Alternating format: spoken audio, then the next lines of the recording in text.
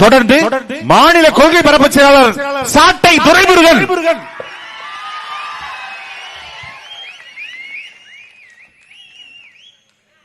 காரைக்குடி சட்டமன்ற தொகுதி மட்டுமல்லாது ஒட்டுமொத்த தமிழ்நாடு முழுமைக்கும் சரியாக 1 மணி நேரத்தில் தேர்தல் பரப்புரை முடியிருக்கிறது. இன்னும் சரியாக ஒரு 36 மணி நேரத்தில் தமிழ்நாட்டினுடைய அடுத்த முதலமைச்சர் யார், காரைக்குடியின் சட்டமன்ற உறுப்பினர் யார் என்பதை தெரிவு செய்ய இருக்கிறோம். மார்ச் மாதம் 15ஆம் தேதி தேர்தல் ஆணையம் தேர்தல் தேதி அறிவித்தது. எல்லா கட்சிகளும் யாரை களத்தில் நிறுத்துவார்கள் என்று பார்த்துவிட்டு வேட்பாளரை அறிவிக்கிற தமிழ்நாட்டு சூழ்நிலையில் தேர்தல் ஆணையம் தேர்தல் தேதி அறிவிப்பதற்கு முன்பாகவே தமிழ்நாட்டில் அல்ல ஒரே ஒரு அரசியல் கட்சி பிப்ரவரி மாதம் 21ஆம் தேதியே 234 வேட்பாளரையும் முதலாக அறிவித்த கட்சி நாம் தமிழர் கட்சி. திமுக எந்த சாதியை போடுகிறது, அதுக்கு மாற்றாக இன்னொரு சாதியை போடுவோம். திமுக ஆண் வேட்பாளர் நிப்பாட்டினா பெண் வேட்பாளரை போடுவோம். திமுக இவரை நிப்பாட்டினா நம்ம அவரை நிப்பாட்டுவோம். பார்த்து வேட்பாளர் அறிவிக்கிற கட்சிகளுக்கு முன்னாடி 234 தொகுதியிலும் சமூக நீதி அடிப்படையில் ஒடுக்கப்பட்ட, தாழ்த்தப்பட்ட, பிற்படுத்தப்பட்ட, புறக்கணிக்கப்பட்ட சமூகங்களுக்கு முதலாக இந்த தேர்தலில் வாய்ப்பை வழங்கியிருக்கிற கட்சி நாம் தமிழர் கட்சி. இவன் ஒடுக்கப்பட்டவன் என்று பார்க்காது ஆதி தமிழ் குடிகளுக்கு 7 இடங்களிலே பொது தொகுதியிலே வாய்ப்பை வழங்கியிருக்கிற கட்சி நாம் தமிழர் கட்சி. இவன் தேவேந்திரன் என்று அவன் ஷெட்யூல்ட் காஸ்ட் என்று பார்க்காது, இவன் என் அண்ணன், இவன் மருதநலத்தின் வேந்தன், ஏறும் போரும் அவன் குலத்தொழிலிருந்து தேவேந்திர வேளாளர்களை 3 இடங்களிலே பொது தொகுதியில் நிப்பாட்டுகிற கட்சி நாம் தமிழர் கட்சி. தமிழ்நாட்டில் எந்த கட்சிக்கும் ஒரு தகுதி இல்ல, தமிழ்நாட்டிலே நாம் தமிழர் கட்சிக்கு மட்டும்தான் ஒரே ஒரு தகுதி இருக்கிறது, சமூக நீதி அடிப்படையில் வேட்பாளர். புறக்கணிக்கப்பட்ட குயவர், புறக்கணிக்கப்பட்ட வண்ணார், புறக்கணிக்கப்பட்ட நாவிதர், புறக்கணிக்கப்பட்ட பண்டாரம். பழனி தொகுதியில பல பேர் போன் அடிச்சு, பழனியில நிறைய தேவர் இருக்காங்க, முத்திரையர் இருக்காங்க, பழனியில் நிறைய வன்னியர் இருக்காங்க, உடையார் இருக்காங்க, அவங்களுக்கு கொடுக்காம ஒரு பழங்குடி பெண்ணுக்கு உங்க அண்ணன் கொடுத்திருக்காருன்னு கேட்டாங்க. நான் சொன்னேன், பழனி மலையை ஆள்ற முருகன் யாரு? குறிஞ்சி நிலத்தின் தலைவன், பழங்குடிகளின் தலைவன். அந்த முருகன் பழனிமலையை ஆண்டவனா இருக்கும் போது பழனிமலையை ஒரு பழங்குடி பெண் ஆளக்கூடாதா? குரத்தியின் மைந்தன் பழங்குடி தலைவன் முருகன் பழனியாளதான். தமிழ்நாட்டிலே பழங்குடி பெண்ணை பொது தொகுதியில் நிப்பாட்டுகிற ஒரே ஒரு கட்சி அது நாம் தமிழர் கட்சி மட்டும்தான்.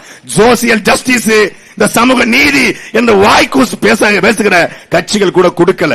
நீங்க எல்லாம் பொது தொகுதிக்கு ஆசைப்படலாமா என்று கேட்ட கட்சிகளுக்கு மத்தியில நாம் தமிழர் கட்சி தனித்து நிக்கிறது. இன்றைக்கு திமுக அதிமுக நாம் தான் மாற்று, நாம் மாற்றத்தை கொண்டு வர போறோம்னு சொல்லி மரியாதைக்குரிய சகோதரர் விஜய் இன்னைக்கு ஒய்எம்சி திடல பேசியிருக்காரு. கடைசியா இதுதான் கடைசி கூட்டம் அவருக்கு. அவருடைய அரசியலே தான் கடைசி கூட்டம்.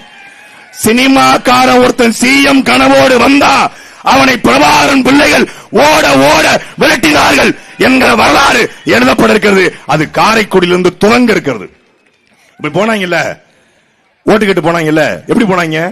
எல்லாம் ஆறு அடிச்சுக்கிட்டு, கத்திக்கிட்டு, கூப்பாடு போட்டுக்கிட்டு. காலையில நம்ம ஆயிரக்கணக்கில் வந்தோம், ஒரு சத்தம் இல்ல. கொடுக்காத நோட்டை கெடுக்காத நாட்டை. இதுவரைக்கும் அரசியல் என்பது வருமானம், இனி அரசியல் என்பது இனமானம். இந்த முழக்கத்தை தாண்டி எந்த முழக்கம் இல்ல. காரைக்குடி முழுக்க சுத்தி வந்தோம், ஒரு சத்தம் இல்ல. 5 நிமிஷம் காவாலி பைய கூட்டம், காங்கிரஸ் கூட்டம். எப்படி ஒரு கட்சியின் கூட்டம் நடக்குது, கத்திட்டு போறான். கடைசியா கத்திக்க மாங்குடி, உன்னைய புளியம் சாத்துக்குடி, மாங்குடிக்கு போட போறோம் சாத்துக்குடி. அது சொல்றேன், நம்ம ஊரு காரைக்குடி, நம்ம வேட்பாளர் மாங்குடி, நாங்க போட்டு தரோம் சாத்துக்குடி. அத தூத்துக்குள்ளவே குடி. நேர்மையாளன், உண்மையாளன், எளிமையாளன் என்ன மைத்துக்கிறா 3000 ரூபாய் மக்கள் கொடுக்கிற. ஏன் சீமான பார்த்தோன்னே டவுசர்ல போயிட்ட? நேர்மையானவருக்கு எதுக்கு 3000? யோக்கியனுக்கு இருட்டென்ன வேலை? நல்லவனுக்கு ஓட்டுக்கு எதுக்கு காசு கொடுக்கற? நீ எதுக்கு கொடுக்கற? ஒத்தைக்கு ஒத்த ஃபைட்.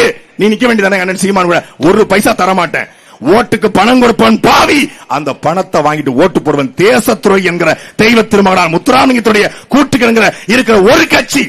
நிறைய ஐபிஎஸ் ஐஏஎஸ் அதிகாரிகள், ஆகச்சிறந்த ஆளுமைகள் சொல்றான், தமிழ்நாட்டில் ஒரு பொலிட்டிக்கல் பார்ட்டி இருக்கு அப்படின்னா அது நாம் தமிழர் கட்சி மட்டும்தான். மற்றது எல்லாமே பிசினஸ் பார்ட்டி, அது எல்லாமே வியாபார கட்சிகள்.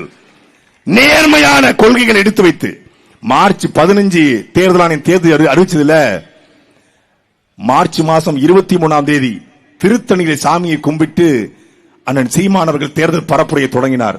சரியாக 188 கூட்டங்களில் கலந்து கொண்டிருக்கிறார். ஒரு நாளைக்கு 8 கூட்டம். காலையிலே 10 மணிக்கு ஒரு கூட்டம், 11 மணிக்கு ஒரு கூட்டம், 12 மணிக்கு ஒரு கூட்டம், மாலையில 4 மணி, 5 மணி, 6 மணி, இரவிலே பொதுக்கூட்டம் என்று 8 கூட்டத்திலும் 8 மணி நேரம் பேசியிருக்கிறார். 8 மணி நேரத்திலும் 8 கூட்டத்தில் பேசியதை, ஒரு கூட்டத்தில் பேசியதை இன்னொரு கூட்டத்தில் பேசல. திமுகவையோ ஸ்டாலினையோ எடப்பாடியோ அதிமுகவையோ யாரையும் விமர்சிக்கல. காடு வளம்னா என்ன, கனிம வளம்னா என்ன, இயற்கைனா என்ன, தற்சார்பு பசுமை பொருளாதாரம், தற்சார்பு பசுமை தாய்மை பொருளாதாரம்னா என்ன, எப்படி வேளாண்மை அரசு பணியா கொடுப்பேன், எப்படி ஆடு மாடு வைத்தலை அரசு பணியா கொடுப்பேன், எப்படி கல்வியை கொடுப்பேன், எப்படி மருத்துவத்தை கொடுப்பேன், எப்படி தண்ணியை கொடுப்பேன், தமிழ்நாட்டை எப்படி மாற்றுவேன், தலைநகரை மாற்றுவேன், தமிழர் நிலத்தையே மாற்றுவேன் என்ற முழக்கத்தை முன்வைத்து, நாமே மாற்று, நாம் தமிழரை மாற்று என்கிற முழக்கத்தை முன்வைத்து ஒரு தலைவன் பேசியிருக்கிறான். பேசி பேசி முகம் கருத்து போச்சு, பேசி போச்சு, தொண்டை வத்தி போச்சு, கை முழுக்க சூரிய வெளிச்சம் பட்டு ஒளிப்பட்டு கை முழுக்க புண்ணா போச்சு.